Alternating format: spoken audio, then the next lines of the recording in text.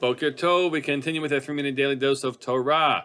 Looking today at the continuation of Parshat Hachodesh, a special reading which we have for this Shabbos, and it's about the preparing for Passover, for Pesach.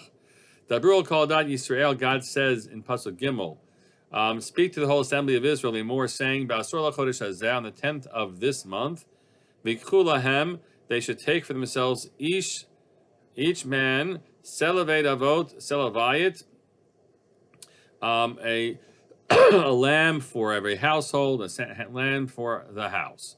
So the Korban Pesach was to be brought on the 14th, and yet they're being told they should bring it to their homes a few days in advance. That's called bikur. They would be able to watch it and make sure that it did not have any blemishes. In the future, there was not a requirement.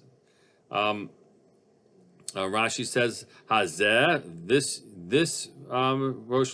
Nisan, this 10th, this month, Pesach Mitzrayim Mikro Ba'asor Below Pesach Dorot."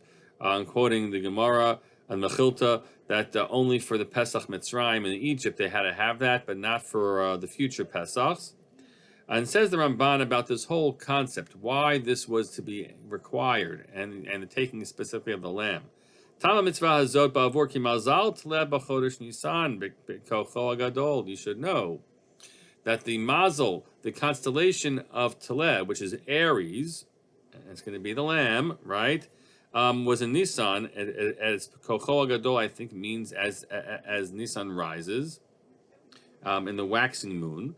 Mazal Hatzomeach. That is the mazal which is rising. That's constellation. That's why God said, I want you to slaughter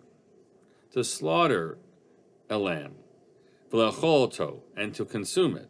The